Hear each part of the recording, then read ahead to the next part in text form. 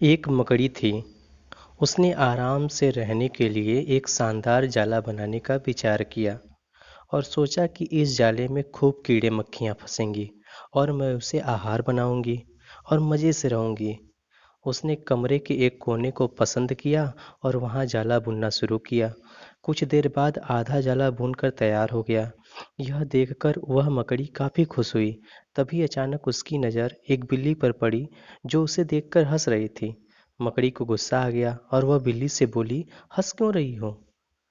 बिल्ली ने जवाब दिया कि हंसू नहीं तो क्या करूं? यहाँ मक्खियाँ नहीं हैं, ये जगह तो बिल्कुल साफ सुथरी है। यहाँ कौन आएगा तेरे जाले में? ये बात मकड़ी के गले उतर गई। उसने अच्छी सलाह के लिए बिल्ली को धन्यवाद दिया और जाला अधूरा छोड़कर दूसरी जगह तलाश करने लगी। उसने इधर-उधर देखा, उसे एक खिड़की नज़र आई और फिर उसने वहाँ जाला बुनना शुरू कर दिया। कुछ देर तक जाला बुनती रही, तभी एक चिड़िया आई और मकड़ी का मजाक बनाते हुए बोली, अरे मकड़ी, तू तो कितनी बेवकूफ़ है। मकड़ी ने पूछा, क्यों?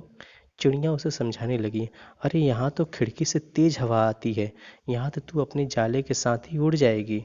मकड़ी को चिड़िया की बात ठीक लगी और वह वहाँ से जाला अधूरा छोड़कर सोचने लगी, अब कहाँ जाला बनाऊँ।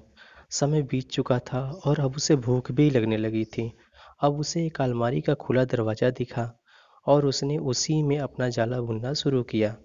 कुछ जाला बुन चुका था, तभी उसे एक कॉकरोच नजर आया जो जाले को अचरज भरे नज़रों से देख रहा था। मकड़ी ने पूछा, इस तरह क्यों देख रहे हो? कॉकरोच बोला, अरे यहाँ जाला बनने से तुम यहाँ जाला बनाने चली आई हो।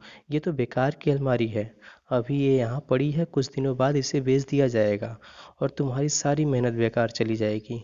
यह सुनकर मकड़ी ने वहाँ से हट जाना ही बेहतर समझा। बार बार प्रयास करने से वह काफ़ी थक चुकी थी और उसके अंदर जाला बुनने की ताकत ही नहीं बची थी। भूख की वजह से वह परेशान थी। उसे पछतावा हो रहा था कि अगर वह पहले ही जाला बुन लेती तो अच्छा रहता, पर अब वह कुछ नहीं कर सकती थी। उसी हालत में वह पड़ी रही। जब मकड़ी को लगा कि अब कुछ नहीं हो सकता तो उसने पास से गुजर रही चींटी से मदद करने का आग्रह किया। चींटी बोली, मैं बहुत देर से तुम्हें देख रही थी। तुम बार बार अपना काम शुरू करती और दूसरों के कहने पर उसे अधूरा छोड़ देती, और जो लोग ऐसा करते हैं उनकी यही हालत होती है। और ऐसा कहते हुए वह अपने रास्ते चली गई और मकड़ी पछताती हुई निढाल पड़ी रही।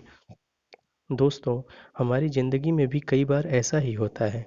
हम कोई काम स्टार्ट करते हैं और शुरू-शुरू में तो हम उस काम के लिए बड़े उत्साहित रहते हैं, पर लोगों के कमेंट्स की वजह से उत्साह कम होने लगता है और हम अपना काम बीच में ही छोड़ देते हैं। जब बाद में पता चलता है कि हम अपने सफलता के कितने नज़दीक थे, तो बाद में पछताने के अलावा और कुछ नहीं बचता है।